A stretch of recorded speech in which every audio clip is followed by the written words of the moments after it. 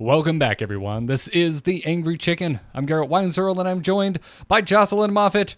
Dills has dead internet, and that's kind of required for podcasting.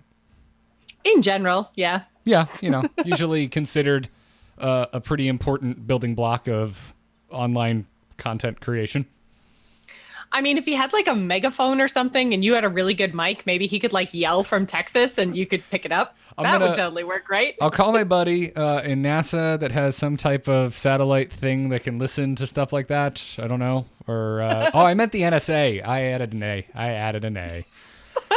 I was going to say, I didn't know NASA was doing that kind of stuff. I've been avoiding U.S. news because you guys are some kind of depressing sometimes. But like, I didn't know even NASA was in on the spy stuff. No. But yeah, so sadly, Dills won't be joining us today. If his internet gets fixed, then he joins us in the middle of the show, then cool. And the video transition will not be smooth at all if that happens. Warn you now. But Hearthstone soldiers on nonetheless. How's your Hearthstone week been, Jocelyn? Have you yelled at Puzzle Labs yet, like I have? Not really yelled. I'm actually still really enjoying it. I'm not fully complete yet. The boss with the patrons, it just I can't do it. I can't do it. I'm literally like this close now to just looking it up. But I feel like if I look it up, it's gonna be like defeated. It feels wrong. Yelling and not liking something, it's not, they don't have to be always connected. They sometimes I'm yelling just because I feel like I should be smarter. I still very much enjoy puzzle labs. You're not mad at the puzzle. You're mad at you for not knowing how to solve the puzzle. Exactly. Yeah, I get that. Exactly. What a lot of people don't know is I actually keep a mirror connected to the side of my monitor so I can look into it and yell at myself for being dumb. Wow, that's next level, Garrett. It's like that Norman Rockwell painting, but a lot more self-deprecating. So, oh man, off to a good start. But yeah, that's rad. Have you been doing anything else? Have you played anything new or crazy on ladder, or are you kind of sticking to the old faithfuls? I haven't really been playing anything like crazy. I guess new for me because I've just basically been playing warrior and trying to just get more armor than those aggro decks can ever burn through. So how's that working out for you? It's been going pretty okay. I've kind of been alternating between that and Zoo. So again, like nothing really new, just kind of like the old standbys, the kind of fairly solid climbing decks. So to be honest, the last couple of months, I haven't played too much of ladder because I've just been so crazy busy. But yeah, I actually found some time in the last couple of weeks we talked about puzzles and then, to actually do some ladder climbing. So the season reset was not kind to me. I was like, oh my God, how did I not even get to 5 this month? Damn you, August. Oh, dude, same to me. And now I'm looking at Wild because I haven't played it in a while. I'm just like, oh, this looks fun. And then I look at where I ended up at the beginning of the month. I'm like, no, I have work to do. But yeah, so I have been doing a little bit of odd warrioring, and it's fun because it's a little bit different. I had been playing a lot of the like combo-y decks, so it's been a nice change. I wish Jules were here because I feel like there's a conversation I would like all three of us to have, like that hasn't been broached in a while about. I wish they would incentivize or make it feel less bad for games to go longer. Because I've gone up against a couple odd warriors, and my initial reaction is, "Oh God, I don't want to deal with this." Like, I don't want to sit and here that for happens that long. quite often. And then, so usually, what I find is the aggro decks will concede after like 4 or 5 turns if I have a good start. So the games actually don't go as long as you would think they do. It's only when you get like the odd warrior mirror or like, even a combo deck or something, but. Most of the ladder right now, at least what I'm facing, is the just straight up aggro stuff because people are trying to climb. So usually my games are done one way or another by turn 5, even as the warrior. I wasn't concerned if it was working for you. I'm worried if it's working for me. You don't get people just conceding super early because they don't want to play you. Occasionally, but usually it's a godlike doubling imp with a Keleseth and more buffs on top of that, and they're just like, they clearly don't have an answer for it. That's about it. stars have to align, and I'm not talking about Star Aligner. But anyways, let's move into Hearthstone news because there was quite a bit of esports this past weekend. Good news, everyone! So PAX West was this weekend. I sadly was not there. I was also sadly not at Dragon Con. Why do so many cool things happen over Labor Day weekend? I don't know, Garrett, but yeah, I feel like every year I'm like, oh man, yeah, this is going to be the Dragon Con year. And then it's like, oh, by the way, Dragon Con is this weekend. I'm like, crap. Same thing. Except for me, it's like an 8-hour drive. And I'm just like, oh, I could just go. The only thing stopping me is, oh my God, hotel prices. Yeah, it's always super crazy for Dragon Con for sure. And PAX West, like, so where is PAX West actually held? Near Seattle, isn't it? That's what I thought, but I wasn't sure. I'm seeing as I've never been to Washington State, let alone to PAX West. I'm not 100% sure, Jocelyn. But yeah, way far away anyways. I've never been to a PAX, even a PAX East, which I'm pretty sure is drivable from me. Yeah, that's one I've always considered as well. But PAX West had a Hearthstone Pro versus Amateur tournament where they invited some pros, and then they had kind of an open bracket system for non-pros to fight through to face off against pro Hearthstone players. And if you are a person that believes in esports, spoilers, run away now. Terrence M has finally claimed a first place victory, Jocelyn. Yay! I'm so stoked for him. He's such a great player. I love to see him succeed. Yeah. I've been, keeping an eye on him ever since the first US-based DreamHack, where he came so close. Yeah, that was 2016 in Austin. Yes. Although, I mean, that was against Chalky, and that was one of Chalky's first, finally actually got there moments. So it was hard to, that was a hard final to watch one way or the other. You're like, I want them both to win. Yeah, no, we just have a first place tie. Yeah, I was just sitting there in the audience being like, whoever wins, this is an amazing story. Yeah. But so Terrence has been just a horrendously consistent player. So consistent, but has never picked up that first place victory for a major tournament. I mean, this isn't for points or anything, but this had a sizable prize pool. There were some good names out there competing for this, and Terrence picked up the win and had a hell of a run. By the way, he dropped one game on his way to the finals, and his lineup it's ladder decks. It's aggressive ladder decks.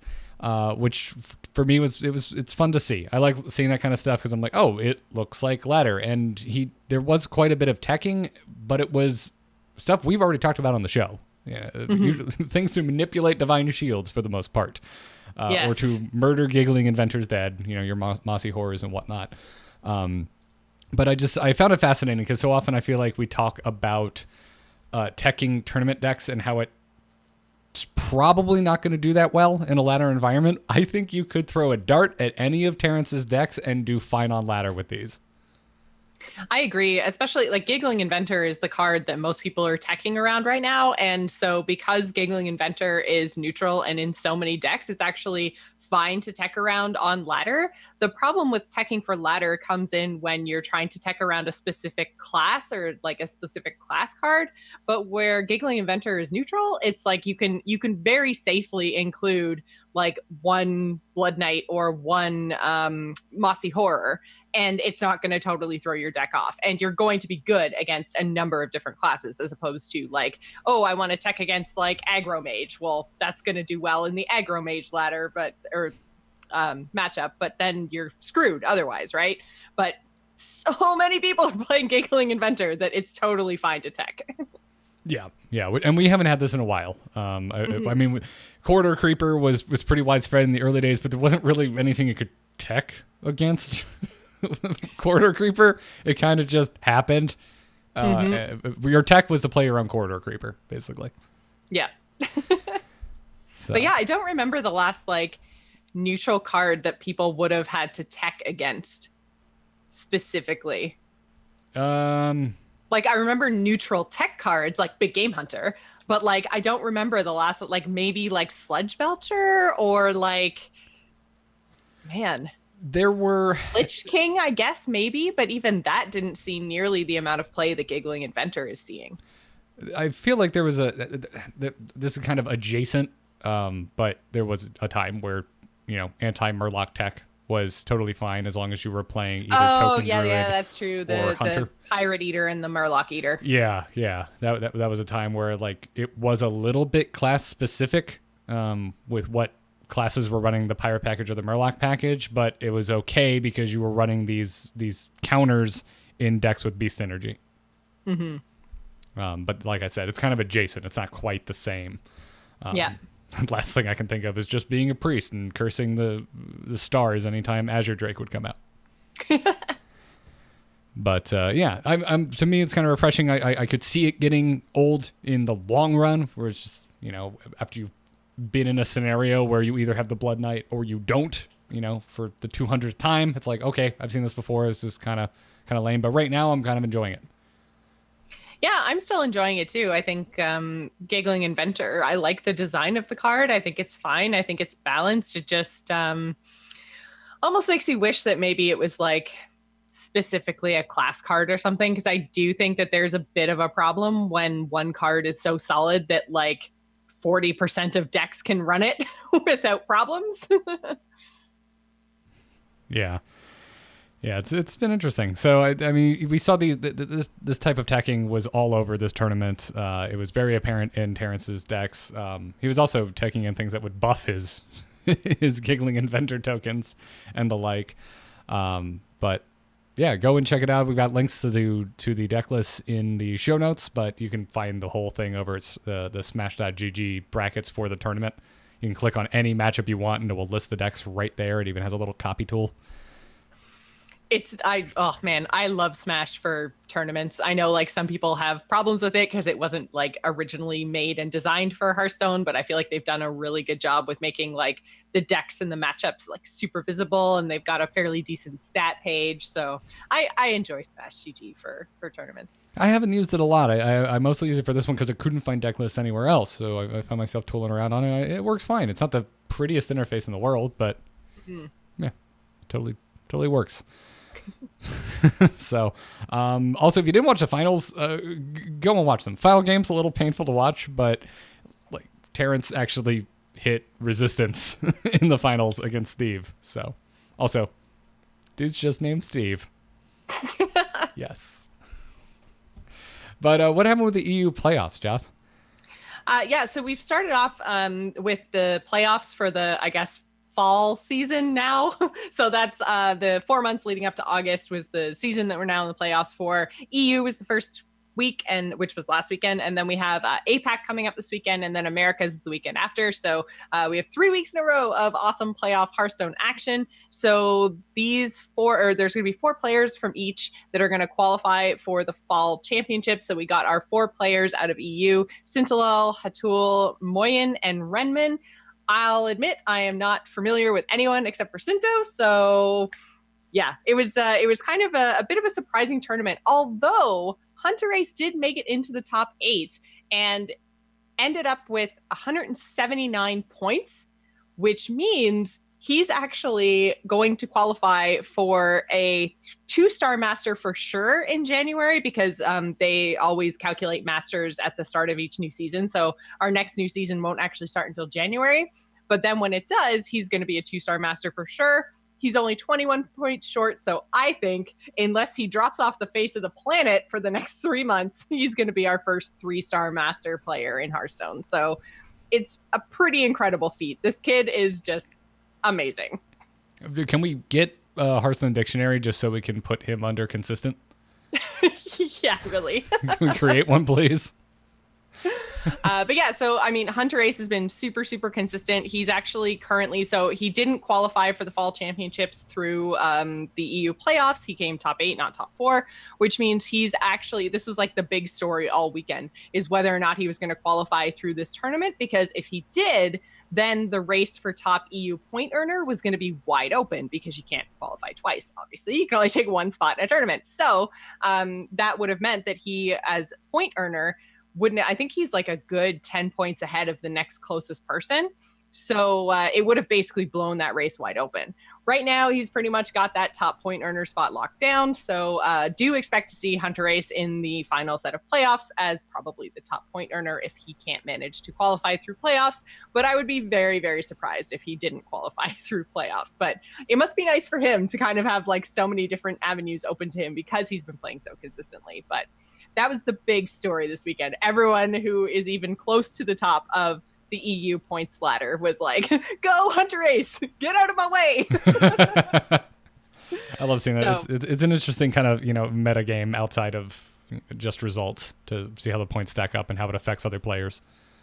Yeah, and I mean the points race is getting more and more interesting too because of the team standing. So I mean it's like there's multiple reasons for people to be trying to get points and multiple ways to get rewarded, plus like the master system itself. We've got a lot of people that are getting close to just the 1-star master. And then to be honest, the difference between like the 1-star, 2-star, and 3-star masters isn't that crazy. But it's like once you break that bottom tier of the 1-star master, then it's pretty easy to go up. It's only a 25-point difference between each new bracket of master. So once you get up there, we've got quite a few players who are getting close to hitting that 150 points like level. And so I think like there's just so many different reasons to compete and try to earn points right now. It almost feels like some of these like playoffs and championships are not inconsequential, but like they're not the be all end all that they have been in past years. There's so many other ways to be rewarded for playing Hearthstone. So it's kind of nice to see. Do you think they need to, there's something, I don't know, that could be done as far as telling the storyline better because there is so much to follow and all of it is not the pinnacle of Hearthstone esports? Oh, 100%. 100%. I think there's a lot of community sites that do a much better job of tracking a lot of this stuff than the Hearthstone esports team, but there's a lot of room for improvement. I feel like they're doing a half decent job now of at least like tracking playoff stuff and like having a site that you can go to on the main Hearthstone site in order to actually find out like who's playing and what the brackets are. But even the navigation of that isn't the greatest. So when it comes to actually advertising like standings, they could do a better job.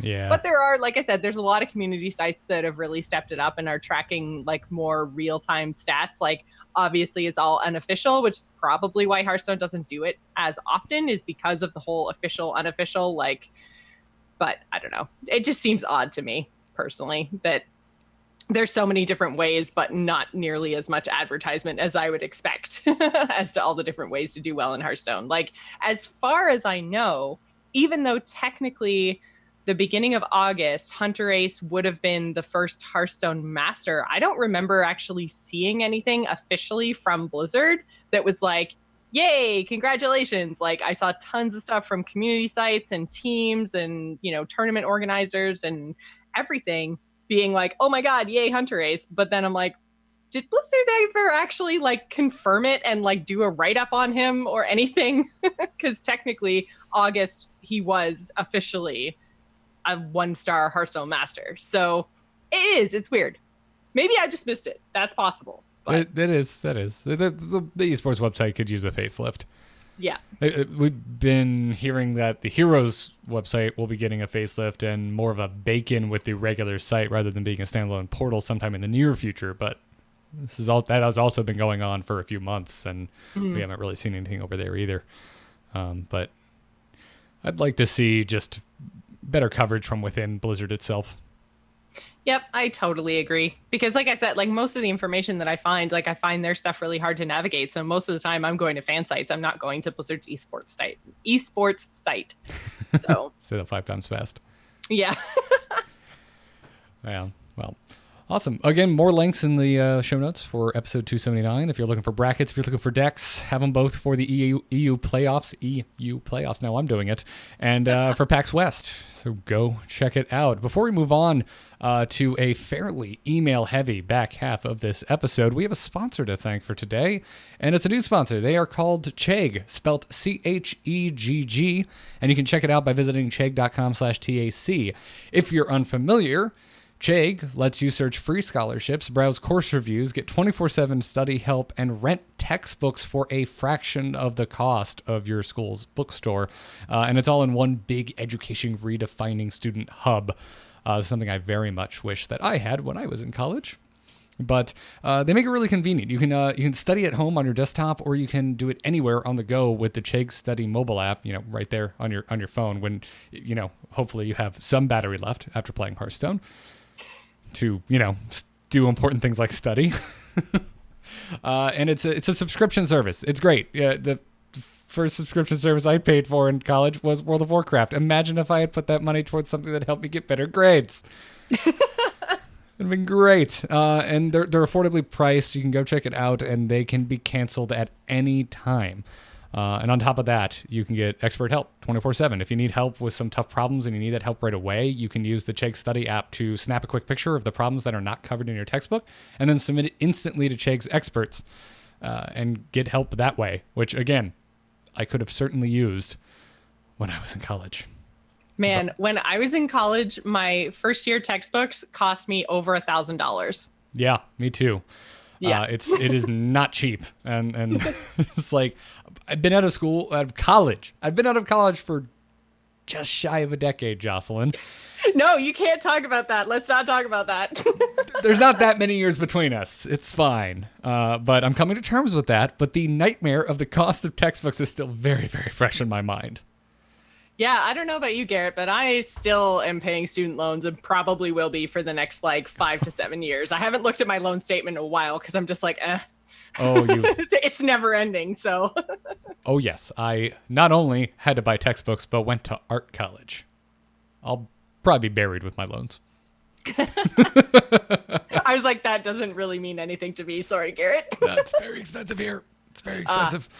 But whatever the case is, check out Chegg. They have an offer for the Angry Chicken listeners out there. You can get $5 off of your first month's subscription by going to chegg.com/TAC and using the promo code TAC. Again, that's $5 off your first month's subscription by going to chegg.com/TAC. Again, that is spelt CHEGG.com/TAC. And don't forget the promo code TAC. We thank them for supporting this podcast, and we thank you all for heading on over there and checking them out. Boy, I really wish I had this. Just thinking back to my first trip to the bookstore going, what? Are you serious? And then, oh, well, there's a used pile over there. And just like GameStop, it's like, how is $5 off a discount on the price of this textbook? Yeah, That's really. ridiculous. What's going on? It's literally like 0.025% off. Yep. Well, let's take a crazy game story. Has the whole world gone crazy? You're in trouble now. You got it!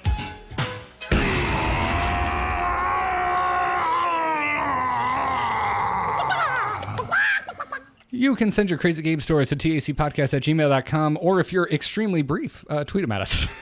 I would like to see a tweeted crazy game story. Cannot be a thread. One tweet. Yeah, no, just one tweet. Yeah, if you have to fit it in 280 characters or less. That'd be great. If you can do it, I want to see it. Tweet at us at TAC Podcast. But Joss, who has a crazy game story for us today? This one comes to us from Panda Bear, who says, hello, Angry Chickens. This past month, I found myself with a week left and at rank 1 after an insane win streak with Tempo Mage. I'd never hit nor tried for Legend, but figured it was now or never with a week left. I eventually got there with Baku Warrior, so congratulations on that, Panda Bear. While I was stuck in rank 1 playing Tempo Mage, I had a tech idea that I decided I would try out if I hit Legend. So after a few games in Legend, my plan finally came to fruition. I queued up against a Baku Warrior, and we played the game of you gain armor, and I pretend like I can kill you through it until I eventually draw a Luneth. I started drawing my entire deck with a Luneth, and I'm continually emptying my hand. I have 2 secrets up, and now no cards left in my deck. The warrior has essentially 40 HP and is emoting away. I say hello and play Togwaggle. A Luneth draws his next 3 cards. He takes fatigue damage and wants his deck back real bad, but bam! Counterspell. My next draw is a weapon, so I quickly get rid of a Luneth. We continue on trading, so I'm out of cards as well. The warrior played Azalina, so we have a mirror of each other's hand. I do some quick math and realize I just need 1 damage for him to die next turn from fatigue, so I play Elise's Pack and there is hydrologist. I think let's make this fun on cray cray or full on cray cray and play hydrologist to find eye for an eye. Play it, and his only move to kill me is that he has to hit me with his minion, and I get the satisfying eye for an eye win. Fun memes in Legend. Yes! I purposely do not read these ahead of time. And I was just like, this is already great. This is wonderful. Wait, what do you mean what do you mean hydrologist? Oh, I see where this is going. Yeah, and the chat's literally WTFing right now. They tech Togwaggle into Tempo Mage. Yep. Oh, God. And we thank you for doing that, Panda Bear, so that we could experience this lovely story. And any story that somehow gets eye for an eye in there is totally going to win me over, so. As the curator of the Crazy Game Story Museum, you can absolutely bait Jocelyn into picking your email by including eye for an eye.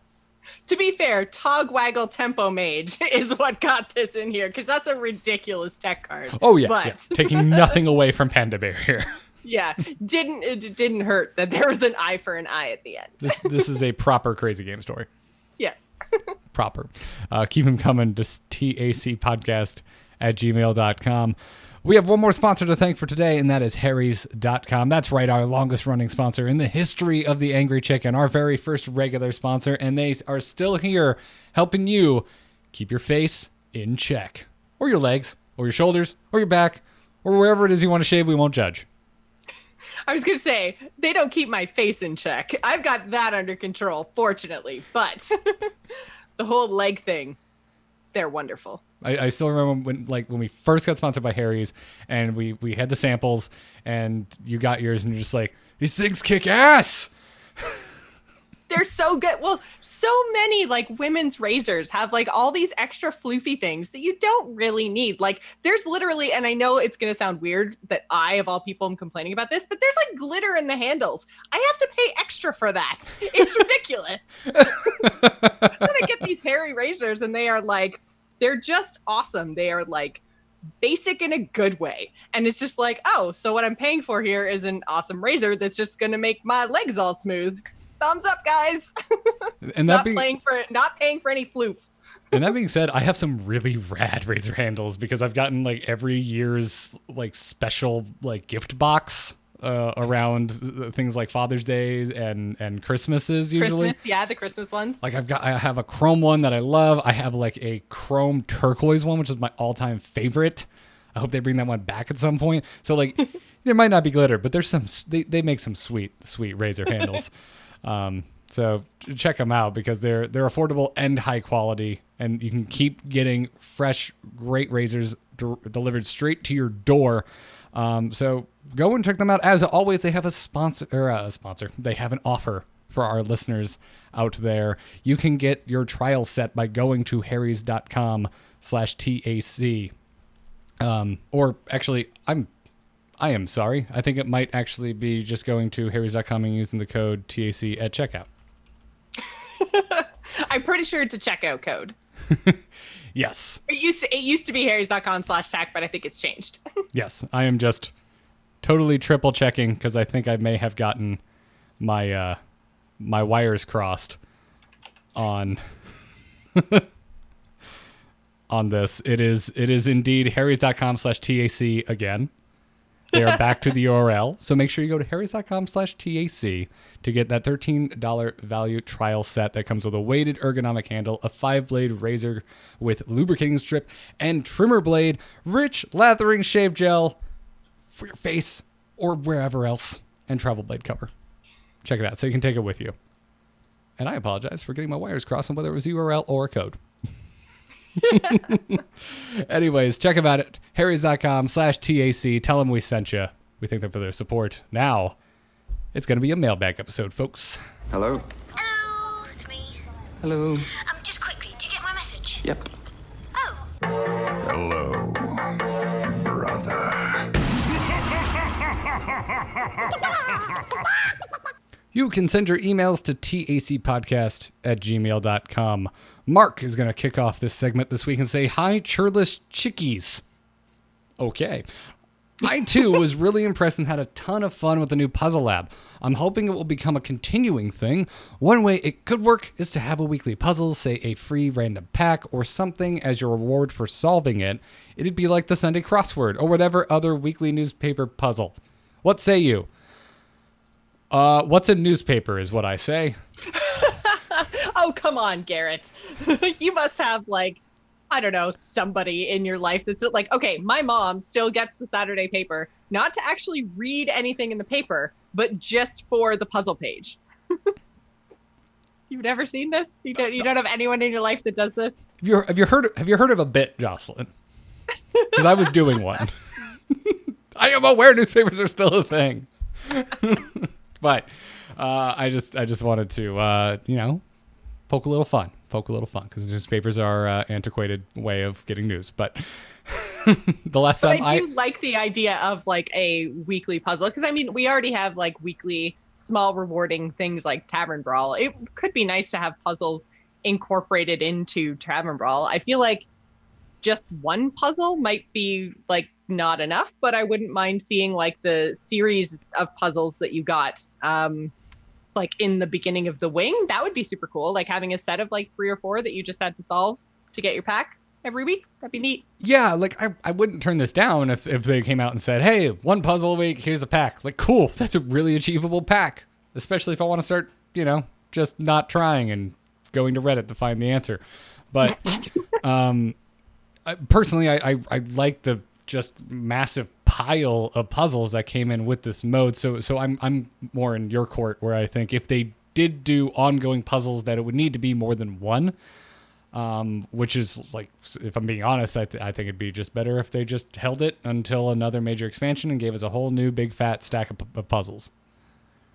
Yeah, I don't really care whether it becomes something they integrate into Tavern Brawl or a new weekly thing, or if it's just like another big stack with the next expansion. But I really hope that they do something else with puzzles, because I think I said it last week.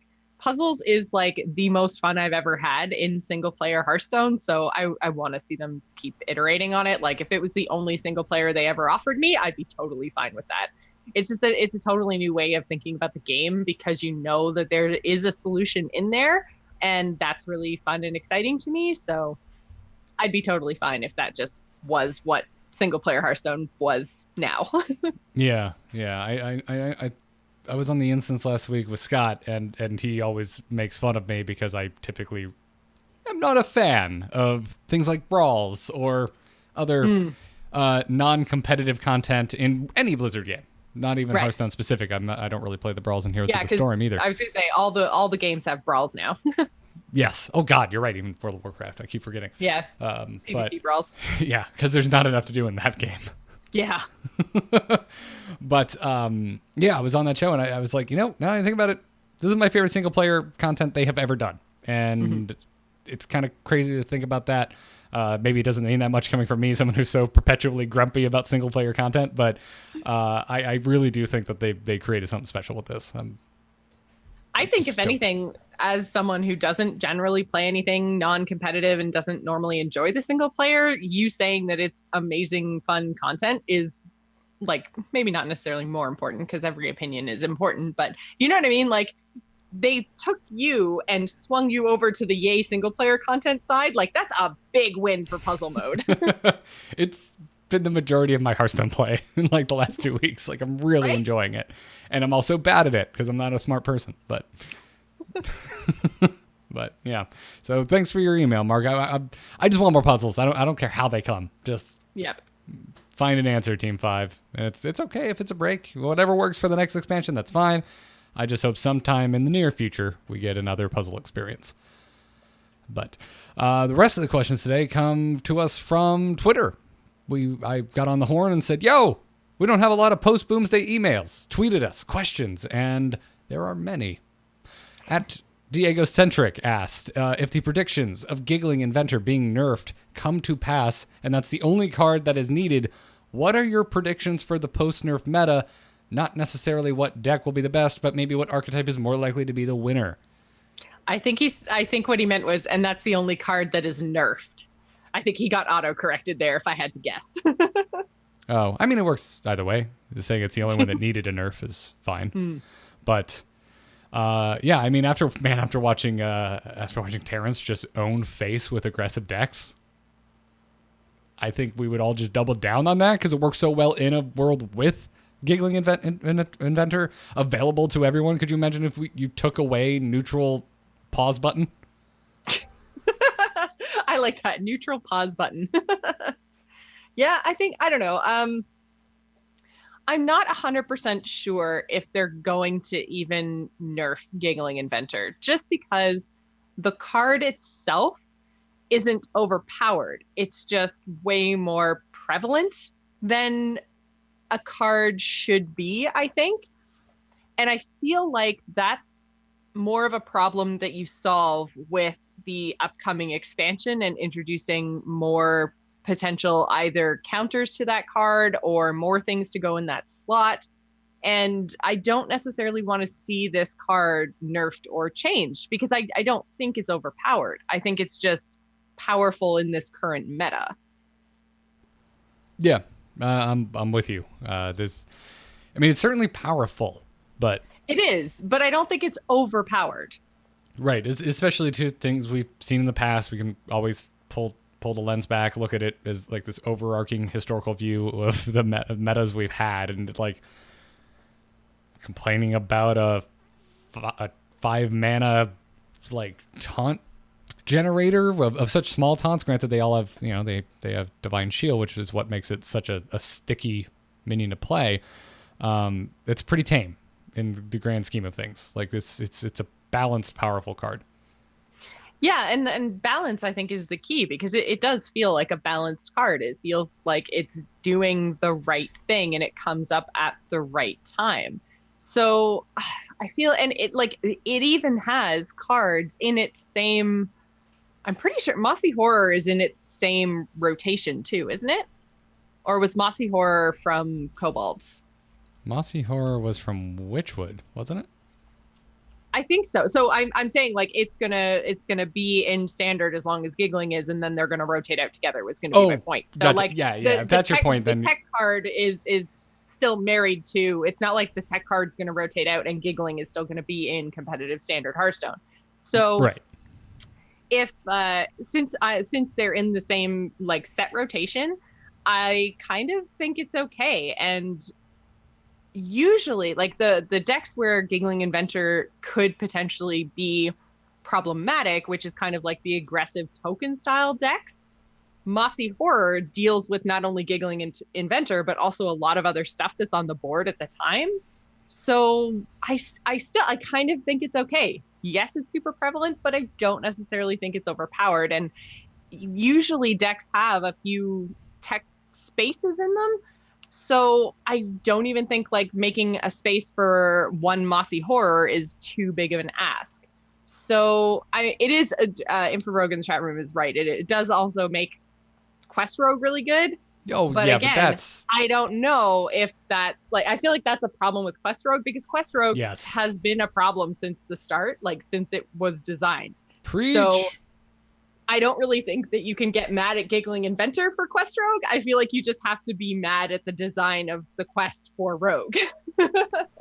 So like, I don't know if Giggling Inventor is what needs to see the change. I think maybe they just, I don't know, like if Quest Rogue is a problem, then they have to look at changing the quest again.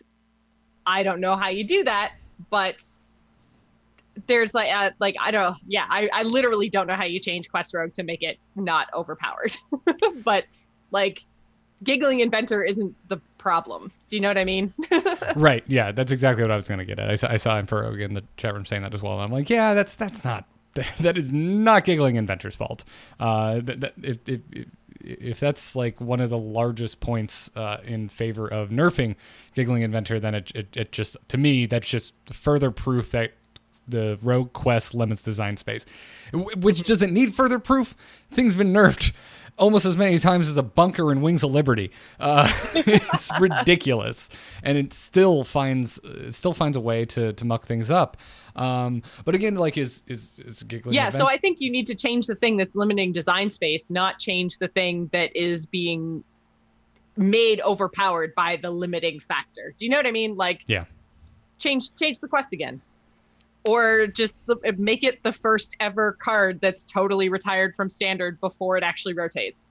Just be like, okay, that's it. We can't figure out how to nerf this. It's just going to wild as of Tuesday. We want it to still be a thing in Wild, but we're done with it. And I want to see that just so the precedent is there. I want to see something go into the Hall of Fame before the standard swap. Yeah.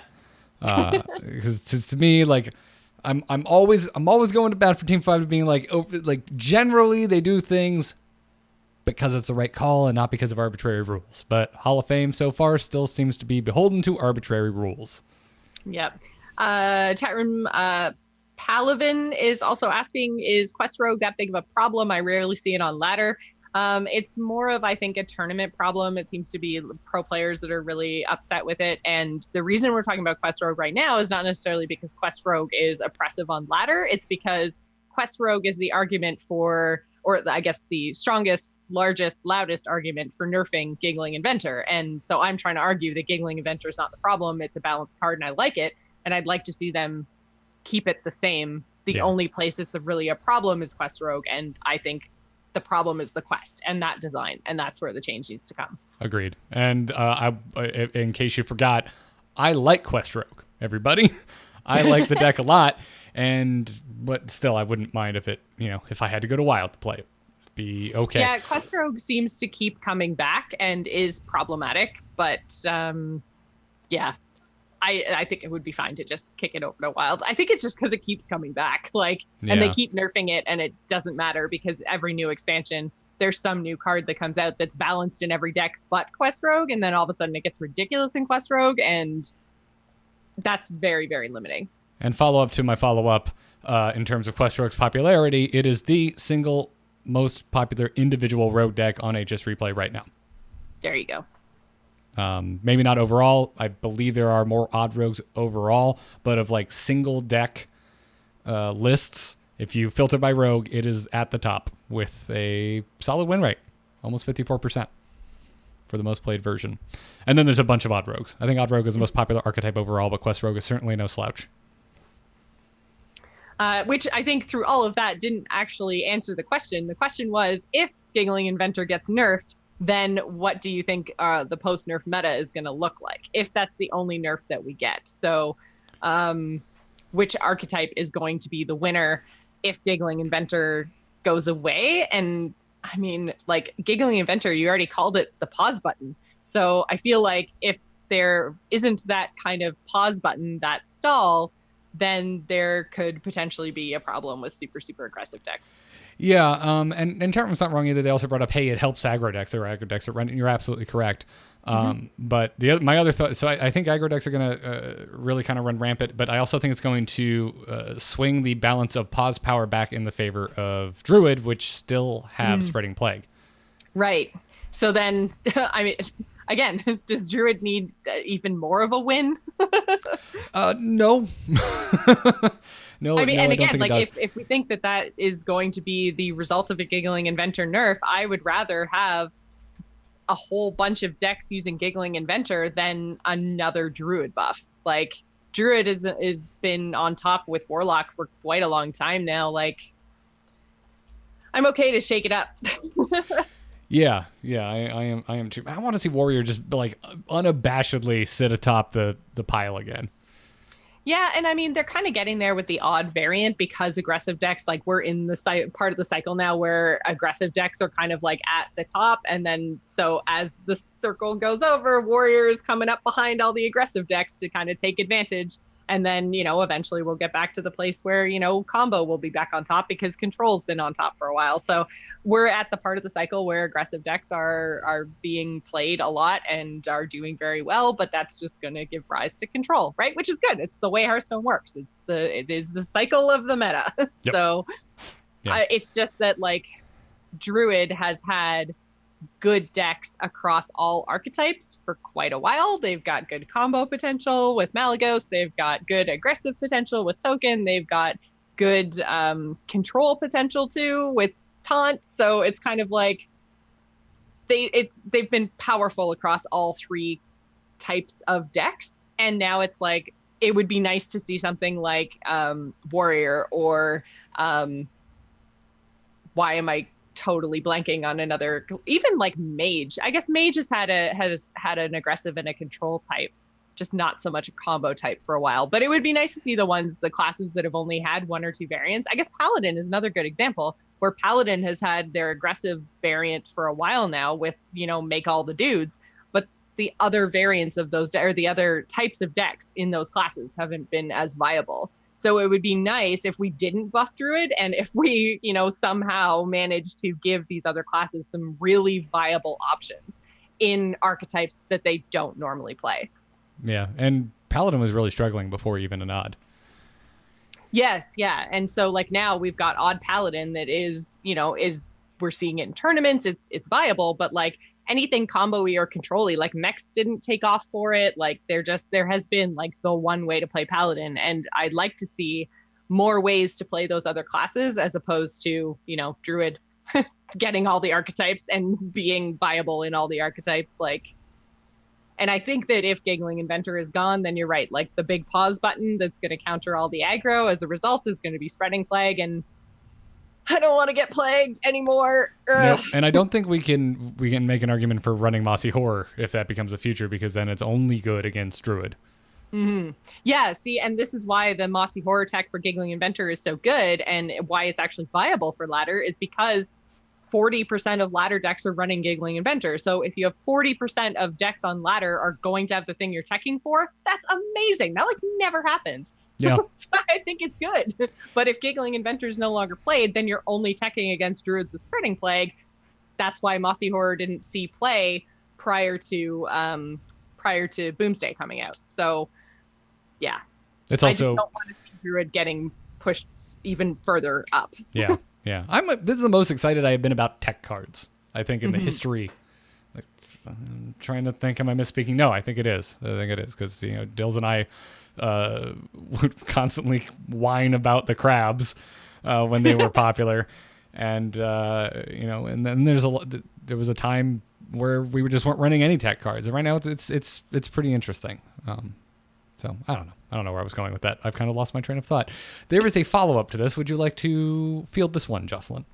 Sure. Redinot? Not 8? I don't know. Anyway, Redin something on Twitter says, related question, what do you think the odds are that there will be no nerfs this expansion? What do you think of the idea of not having any nerfs in a given expansion? Should they nerf things anyway just to change the meta, even if no cards meet their threshold? So I think this is an interesting question, because I think it speaks to kind of the health of the meta right now, and the fact that there are so many different decks. Like there's so many different viable decks that if you actually go to the EU playoffs page on, I think it was Hearthpwn is the one that we linked in the show notes. There are so many viable decks that the graph that they normally use to show how many decks are brought is actually broken, and the labels only work on every other deck because there are so many archetypes that are viable right now. I think that speaks to the health of the meta, and I think that that's great. And if you nerf things and need to change things, I don't think we need to change things up right now. I think it's a very healthy meta. So I don't want to see nerfs for the sake of meta changing. And it's also the first time that we've actually had this, should we have no nerfs kind of a question. Most of the time people are like, and I know we have in the past said this as well, where we've been like, oh, please, can we get weekly nerfs or, constant nerfs? We want stuff to be rolling all the time, the way that they tweak Heroes of the Storm. And this seems like a total opposite kind of a question. And I think it's because our meta is so good right now. Yeah, I think I tend to always lean towards make changes, but the real answer is it depends, and that's the answer that Team 5 gives, and I mostly agree with them. But every time we've had a nerf, I think across the board, most Hearthstone players would agree they took too long to make the change. Right, but right now, I don't necessarily think that there's anything that super requires a nerf right now.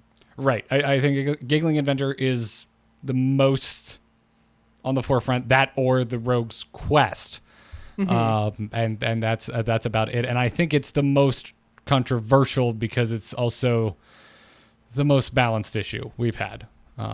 Whether you think it's an issue or not, I still think it's early enough that I'm still finding the interactions interesting. And as I've already mentioned multiple times today, this is the most interesting I have found tech cards to be in Hearthstone in a while. Especially after last week, we had the whole discussion about wouldn't it be nice if there was a sideboard thing in this game so that would make tech cards more interesting.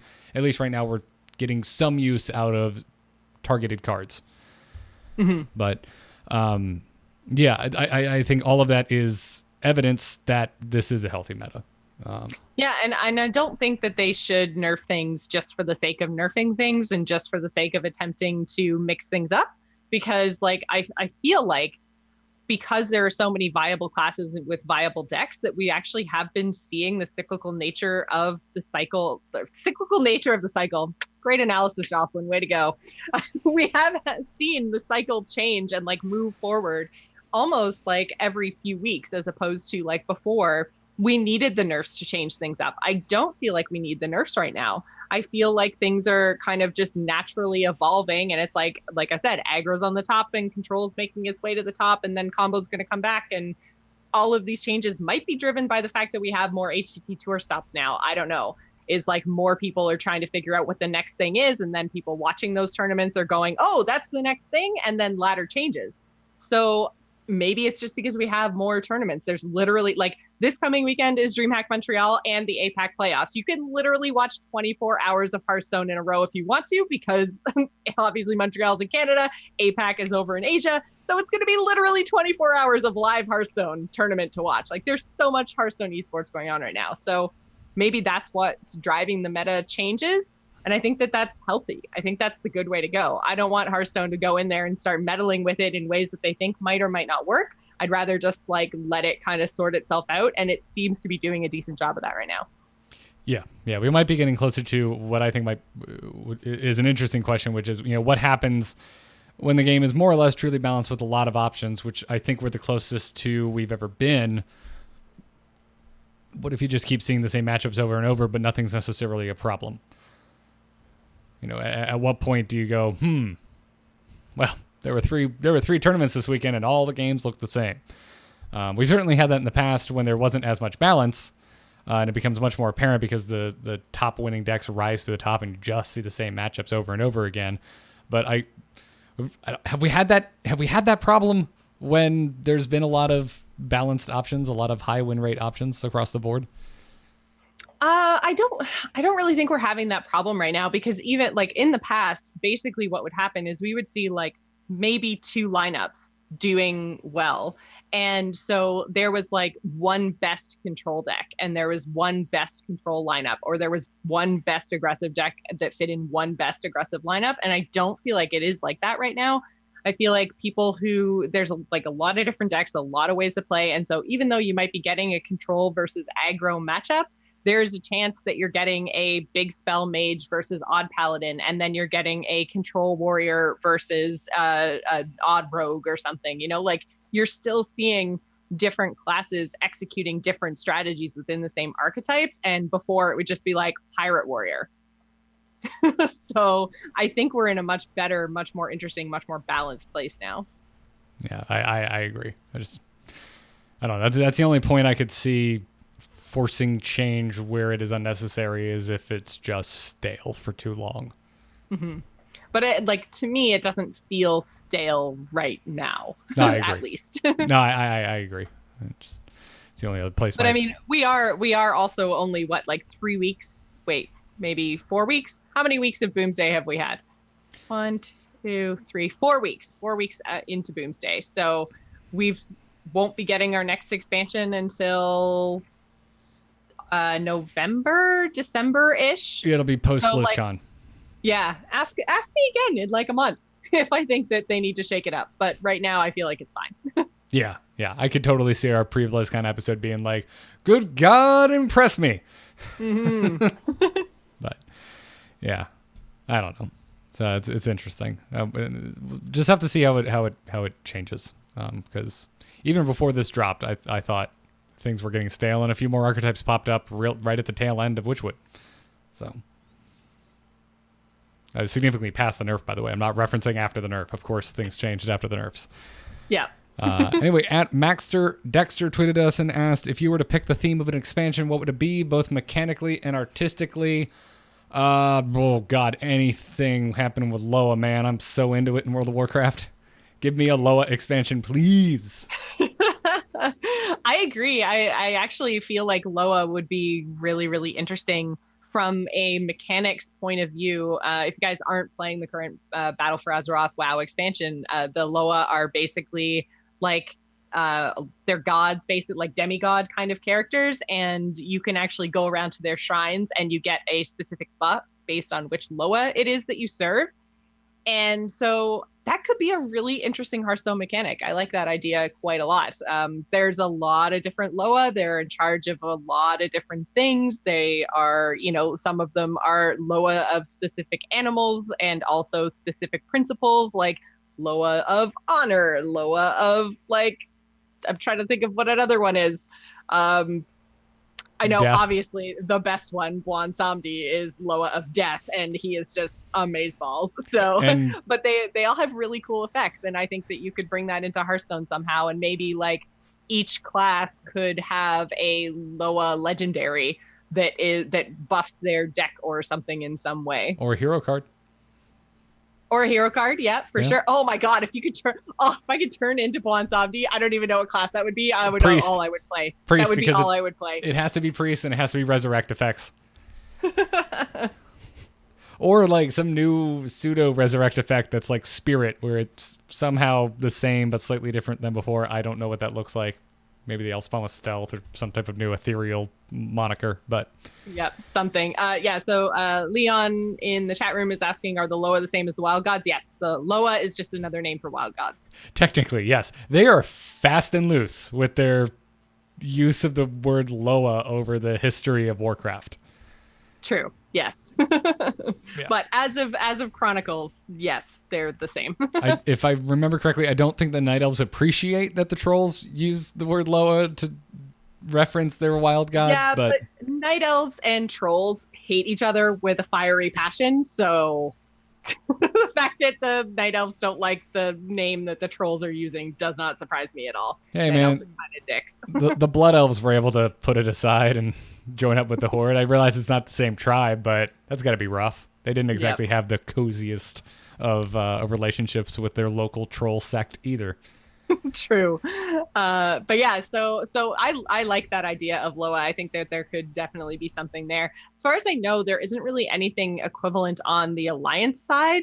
At least I've leveled through one Alliance zone so far, and I haven't seen stuff that gives me buffs like that. But yeah, there could potentially be something there. I guess the Tide Sages are the Alliance equivalent. I'm not really sure, but yeah. What I'm really enjoying Alliance side right now is the creepy Cthulhu ass stuff going on, and we already kind of got that with Whisper of the Old Gods. Yeah, we definitely did. But yeah, I think that Loa could be an interesting mechanic in terms of artistically. It's kind of hard to think outside the box, and I feel like all Hearthstone, even with we thought for sure we were going to get ethereals and Netherstorm stuff, and even though the expansion ended up being in the Netherstorm, we never could have predicted mechs and boom labs. Boomsday was crazy. So I don't know. I'm not as creative as the Hearthstone team, so I'm trying to think of things that I absolutely love in Warcraft that wouldn't just be a straight rip over to Hearthstone. But in terms of maybe even single player content, one thing that I really liked from Legion was the Mage Tower. And I think that doing a Mage Tower in Hearthstone could be really interesting, but it would probably be something more along the lines of single player content that they could do. And another way to specifically do puzzles. So basically what the Mage Tower was in World of Warcraft was a very specific class challenge. So it was meant to push your understanding of your class. So there was a different challenge, a lot of classes were grouped together, but a Holy Paladin would have a different challenge than a Retribution Paladin, who would have a different challenge than a Protection Paladin. And the idea was that you were supposed to try to solve these encounters. And then if you did, you got this big, huge reward. So if you took that into kind of like a Hearthstone arena, you could have like, okay, here are all of the different specs that you can do in World of Warcraft. There is an equivalent challenge in Hearthstone. For the Holy Pally Hearthstone challenge, you have to beat an encounter using like healing paladin cards. And like that could be a kind of puzzle type thing. It could be the way that they do puzzles next time, which I would love to see because I'm totally obsessed with puzzles right now. If you guys can't tell. I'd be very into that. Got a little bit of that in Karazhan, I guess, but it was more of a 1-to-1 Karazhan from World of Warcraft with some Disney Beauty and the Beast flair thrown in. Yes. Not that I'm complaining. But yeah, I'm gonna stick with Loa, or just in general like a pretty troll heavy expansion, because we haven't had one that was very kind of troll centric, and there's so much to pull from with the trolls. Listen, I'm sick to death of them for the most part in Warcraft. We've dealt with trolls so many times, and the fact that they've made me give a flying rat's ass about everything happening in Zuldazar is a massive achievement, because I thought I was done with trolls, and somehow they brought me back in.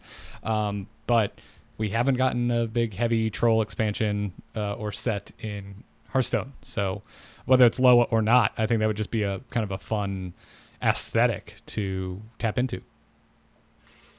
Yep, I can get on board with that for sure. But there's also like we could, I mean, if we're going down the Battle for Azeroth type direction, and you mentioned you like all the tentacly stuff going on. I mean, all of that is based around like Queen Ajara and around N'Zoth and all that old gaudy stuff. And we did have an old god expansion, but I think that there might be something there with like pirates and like sea exploring, and I don't even know what it would look like, but what if there was a Kraken in Hearthstone?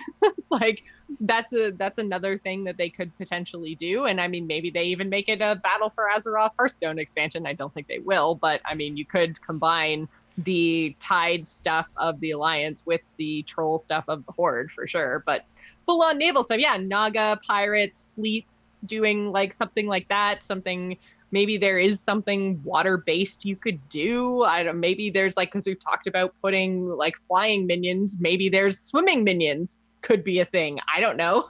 New mechanic, tidal wave. Yeah. And Kilmarnock in the chat room saying North Sea Kraken. No, not something lame like North Sea Kraken. I mean like something like super cool.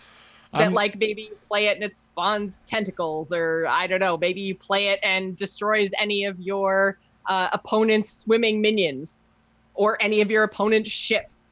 I think that there could be something super, super cool there. I'm waiting for Southwest Sea Kraken. Southwest Sea Kraken. We'll just move our way around the compass until we have 8, math is hard, Krakens. Swimming might match up with stealth as a playable mechanic. Yeah, I don't exactly know 100% what like swimming would necessarily look like. I'm not picturing stealth. I'm picturing like the opposite of flying. I'm picturing like swimming minions can only be attacked by other swimming minions, or like swimming minions can only attack boats. I don't know. But like, I think it could be really cool. There's something there. Making me think of like Pokemon with dig abilities. Yeah. Or like, yeah, if you could be immune for a round or something. Well, that is kind of like stealth, but yeah, I don't know. Anyways, I feel like there's maybe something there. Or there could be something there. Oh, I don't know what it is, but now I just want a keyword called snorkel. I don't care what it does. Just make snorkel a keyword. See, you could have swimming minions, and then you could give a regular minion the snorkel ability, and then they're able to attack swimming minions. Or flood as a mechanic, and only minions with snorkel survive. I don't know. Yeah, like there. I feel like there could be some sort of cool pirate, tidy, krakeny, tentacly Naga expansion. There's something there. Just don't bring back Pirate Warrior, and I am happy. Yeah. Unless it's like completely opposite. If it's the most turtley, like defensive. Like defend the fort. Yeah. Yar, Jocelyn. I'm done. I'm out. I'm leaving after that. Anyways, thank you everyone for all of your questions. If you sent a question into Twitter and it was not read here, do not worry. I have logged all of them in this doc, and if we have further slow weeks, we will keep pulling from them. Yeah, you guys asked some really cool questions, and I like how succinct you have to be on Twitter. It's beautiful. There's no 8-paragraph epics. Yes. But also keep the emails coming, tacpodcast@gmail.com. And if you are in the Discord over on the Patreon, I put out a call for questions over there as well. Go ahead and take a look. Feel free to ask some questions over there, patrons. That is more or less going to bring us to the end of this episode. Since I just mentioned the patrons, now is a good time to thank them. If you're supporting us over at patreon.com/TAC, thank you. I don't know if you know this, but we all quit our day jobs a long time ago, and now we do this for a living, and that Patreon is a big part of how we get to do that. So thank you. And if you like the show and you would like to support us, head on over to patreon.com/TAC. Huge thanks to our producers, by the way, Declan H., Sean C., and LVE. Thank you for the support. If you also want to help the show out in a free way, check out iTunes and drop us a 5-star review if you like the show. Those always help us find new listeners, and new listeners are good. It's always good. Hi, new listeners. Welcome to the show. I'd like to know how you found it. I always like hearing those stories. Anyways, find the whole back catalog if you are new over at youtube.com/amovetv or on the amove.tv website. They're all there, every single one of them. You can go all the way back to the beginning when we really didn't know how to play this game other than it was beta and apparently playing Rogue was the answer. Yep. Dills isn't here, but y'all should follow him on Twitter at Willie Dills and his stream over at twitch.tv/Willie Dills. But Jocelyn, where can people find you? You can find me on Twitter and Twitch. I'm at Joss Plays. That's JOCE Plays. And if you like Hearthstone, you like Hearthstone esports, I talk about Hearthstone esports over on BattleNet Sports. It's a lot of sports. And so if you guys are interested in that at all, go and check that out. Again, that's BattleNet Sports. I also do a World of Warcraft podcast. If you guys aren't sick of me talking about WoW already from what I did today, you can go and check out For Azeroth. Dope. I'm Garrett Art on Twitter. All of the podcasts that I do can be found at amove.tv. Next week, Week Sauce will be coming back. If you don't know what that is, it's a pretty nerdy morning show I do on Monday mornings with Kyle, where we talk about everything except Heroes of the Storm, so go listen to that. I have a solo show called R2T2, which you can find by searching for R2-T2 wherever podcasts can be found. And if you enjoyed Jocelyn and I's little dive into World of Warcraft and For Azeroth isn't filling you up with all of the WoW you can handle, I've been talking a lot of WoW on my solo show. Lately, it's been lore. But today, I'm going to talk about reputations and how I think rep tabards were the best thing that ever happened to it, and somehow we're moving backwards in the quality of the rep grind. I miss Dungeon Rep, to be honest. Me too. Yep. I miss being able to do something other than World Quest for rep. Yeah. So sick of World Quest already. A little bit. At least bosses are here now. We can go fight world bosses. True. Which we're very missed. I'm glad they're here. But go check them out.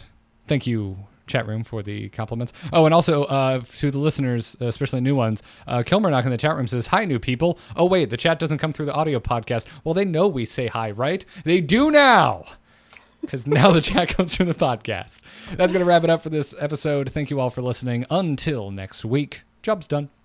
Job's done. That's it.